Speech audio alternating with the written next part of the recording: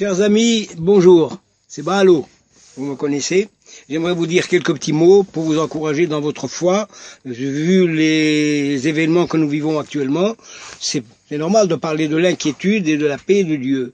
Les hommes s'inquiètent toujours pour toutes sortes de choses.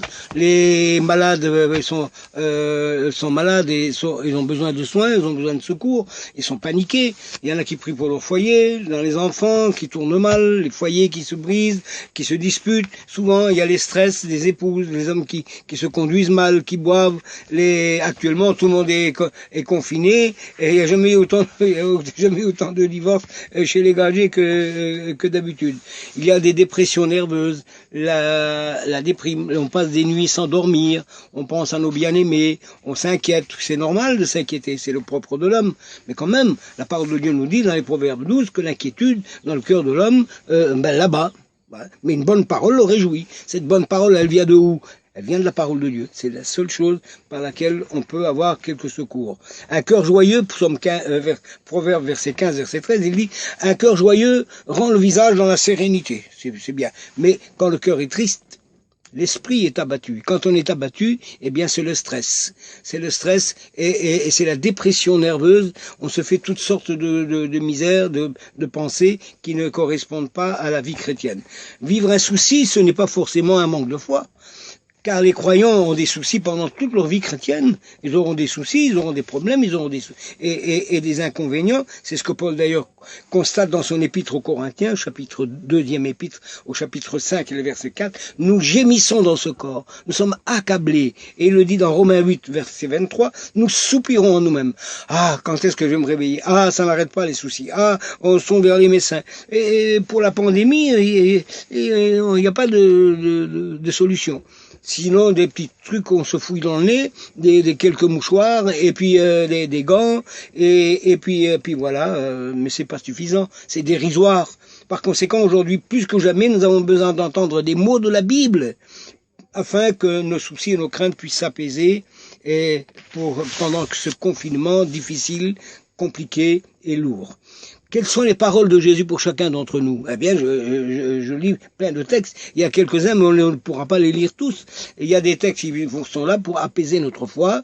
Ils sont là comme des perfusions pour stimuler notre foi et nous encourager. Et Jésus a dit, dans Jean 14, verset 1er, je lis, « Vous n'avez pas encore saisi » quand il dit « Il y a plusieurs demeures dans la maison de mon Père. Je m'en vais vous préparer une place, et lorsqu'elle sera prête, je reviendrai. Je vous prendrai avec moi, afin que là où je suis, vous y soyez aussi. » C'est beau ça. Oui, mais on n'a pas encore envie de mourir, on n'a pas encore envie de partir, mais le Seigneur peut venir d'un moment à l'autre. Si vous n'êtes pas prêt, il serait peut-être temps de préparer vos bagages. Je ne sais pas si vous allez les emporter en haut, parce que les soucis, les problèmes resteront en bas, sur la terre. Dans le ciel, nous serons libérés de tout cela. Le Seigneur essuiera toute larme de nos yeux et ce sera quelque chose de formidable et de merveilleux. Quand Jésus parle dans Matthieu 6, il dit à 5 reprises, ne vous inquiétez pas, ni pour votre vie, ni pour ce que vous allez manger, ni de quoi vous serez vêtus. Ne vous inquiétez pas pour tout, sauf mettez d'abord la parole de Dieu en pratique et tout le reste vous sera donné par-dessus parce que votre Père Céleste sait que vous en avez besoin. Ah oui? Alors, Jacques au chapitre 1er verset 17, il écrit ceci, toute grâce excellente et tout don parfait descendent d'en haut, du Père des Lumières, chez lequel il n'y a ni changement, ni ombre de variation. Jésus-Christ est le même hier, aujourd'hui et éternellement. Hébreux 13:8. Alors, il y a quand même des textes qui nous bousculent. Par exemple, je regarde cette grâce, cette paix, ne peut pas être sondé uniquement par notre intelligence. Pourquoi? Je le relis ce passage dans l'Épître aux Philippiens. Il faut que vous le sachiez. Dans l'Épître aux Philippiens, il est dit ceci, chapitre 4, verset 6. Ne vous inquiétez de rien. Ouais, ne vous inquiétez de rien, pourtant il y a de quoi s'inquiéter, mais en toute chose, faites connaître vos besoins à Dieu par des prières, des supplications, avec des actions de grâce. Et la paix de Dieu, qui surpasse toute intelligence ou connaissance, eh bien, gardera vos cœurs et vos pensées en Jésus-Christ. C'est pas possible, parce que on ne peut pas comprendre cette paix. Elle vient du ciel, c'est un cadeau de Dieu. On peut être en paix lorsque tout va mal. On peut, même en pleurant, avoir dans son cœur un peu de paix et de la joie. Jésus a dit, je vous donne ma paix. Je vous donne pas comme le monde donne. Je la vends pas. Je vous la donne, et non pas comme le monde donne. Parce que le monde donne d'une main, il reprend de l'autre. Jésus n'a jamais repris ses dons. Dieu ne regrette jamais ses dons, ni ses appels. C'est pas merveilleux? Alors cette grâce et cette paix ne peut pas être sondée uniquement par notre intelligence. Elle ne peut pas être pesée, elle ne peut pas être mesurée. Mais elle se vit dans l'expérience. De même que la nouvelle naissance est une expérience divine. Ainsi, la paix que Jésus nous donne se vit, se déguste. C'est une eau fraîche vivifiante qui nourrit et désaltère nos âmes. C'est pas beau ça? C'est magnifique. Alors, restons donc sur son invitation. Qu'est-ce qu'il nous a dit dans Matthieu 11, au verset 28. Venez à moi, vous tous qui êtes fatigués et chargés, je vous donnerai du repos. Prenez mon joug sur vous et recevez mes instructions, car mon joug est doux et mon fardeau est léger, car je suis humble de cœur. Vous trouverez du repos pour vos âmes, car mon joug est doux et mon fardeau léger. Alors, c'est une invitation de Jésus, je vous le rappelle, c'est pas ballot, mais je suis heureux de vous le transmettre, ça tombe de la bouche de Jésus, des lèvres de Jésus.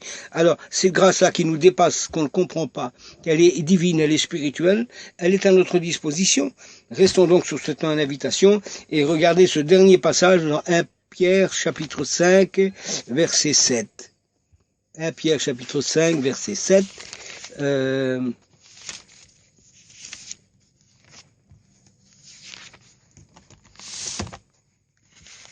1 Pierre chapitre 5 verset 7.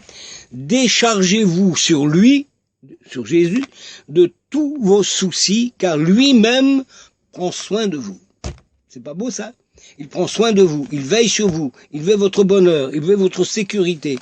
Alors, un dernier texte, si vous me le permettez, je vais le trouver dans les Philippiens, dans l'épître aux Philippiens, au